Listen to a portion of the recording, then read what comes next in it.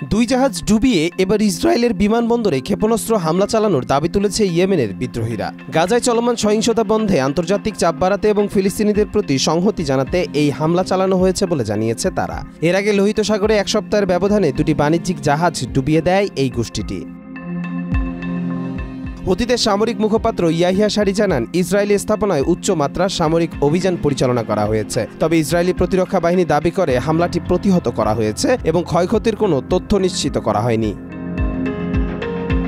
সর্বশেষ eternity C নামের Greek পরিচালিত লাইবেরিয়ার পতাকাবাহী একটি জাহাজে হামলায় অন্তত 4 জন নাবিক নিহত হন। ইউরোপীয় টাস্কফোর্স এসপিডাস জানায় 10 জনকে জীবিত উদ্ধার করা গেলেও এখনও 11 জন নিখোঁজ, যাদের মধ্যে 6 জন হুতিদের হেফাজতে রয়েছে বলে ধারণা। শেকড় থেকে শিখরে। এর আগে রোববার গোষ্ঠীটির হামলায় ম্যাজিক সিস জাহাজটিও ডুবে যায়। এসব ঘটনার প্রেক্ষিতে হুতিরা ঘোষণা দিয়েছে ইসরায়েল সংশ্লিষ্ট সব বাণিজ্যিক জাহাজ এখন তাদের বৈধ লক্ষ্য।